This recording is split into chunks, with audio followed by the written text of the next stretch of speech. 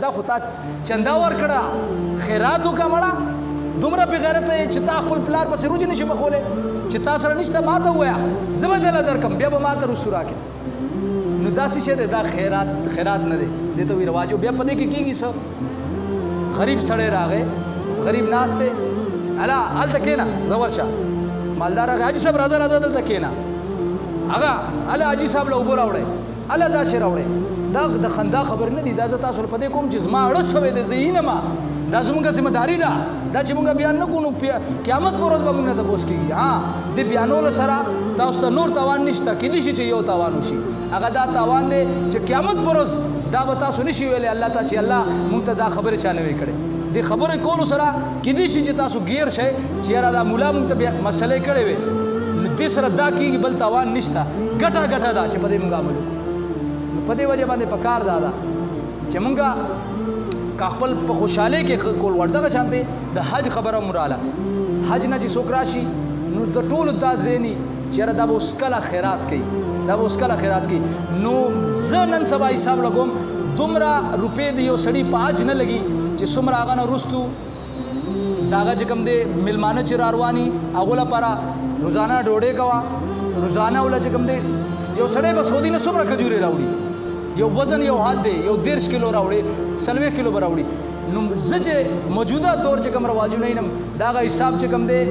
چې نه نو د هغه غریب خو 1,50,000 نه بره خو خالي د کجورو د خبره لاړه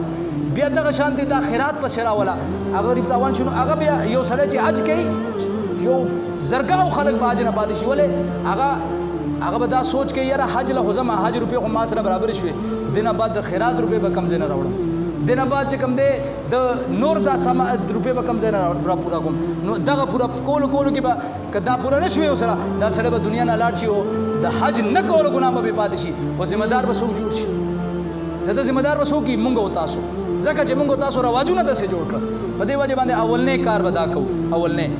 چې ټول نه مخکې انقلاب راځي خپل ځان نه ټول نه مخکې زم دا عیاد وکړم تاسو مو کې هر یو سړی د عیاد وکړي چې زه دا رواج ختمول لپاره ټول نه مخکې ځان نه ابتدا کوم چې کم رواج د شریعت خلاف و دا به زه خپل د کوره ختموم ټول نه مخکې به زه دا کوم بیا به خپل خویندې وروڼو ته وایم بیا به خپل رشته دارانو ته وایم انشاءالله دلته به کوشش کوو که نه دویم نمبر باندې چې کم رواج د شریعت خلاف و هغه کې به مونږ شرکت نه کوو نو انشاءالله چې مونږ دا کوششونه شروع کړه هر څه به برابر شي هر څه به سم شي نو اوس زمونږ خیرات صحیح خیرات وشو لاړ خلک روژې وخوړې راله او چا پسې یا دعا وکړه یا ونه کړه او که دغه روپۍ مونږ واخلو په جومات کې ولګو دغه روپۍ مونږ واخلو په مدرسه کې ولګو نو بیا به صحیح د جوماتونه مدرسې تر قیامته به قایمي په دې کې به سبقونه ویل کېږي زما پلار ته به ثواب رسي زما نیکه ته به ثواب رسي خو دې شي ته زموږ سوچ نشته دی خو لیکن دې سره به یو نقصان کېږي نقصان به څه کېږي ما ته به څوک وایي چې یاره دا خو دومره سخي سړی دی ما ته به څوک څه نه وایي ولې چې دا به موږ روپۍ ورکوو چاله ملا به مدرسه لګوي ملا زیات نه زیات به څه وکړي په جمعه کې به دعا وکړي چې یاره دا فلان کې حاجي صاحب دا روپۍ ورکړې وې او دغه به وکړي نور خو څه نشته او که خیرات مې وکړو نو هر سړی به راته وایي چې یاره دا خو واقعي فرمانبرداره زوی دی د پلار په جنازه کې جانمازونه مو ورکړي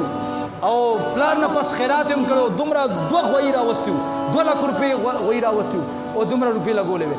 نو دا یاد وساتئ چې خلک چې موږ ته ووایي که ونه وایي چې الله په دربار کې زمونږ نیکی قبوله شوه بس دا قبوله ده او که دا قبوله نه شوه دنیا دې موږ ته سل پیرې ووایي دا نه قبلېږي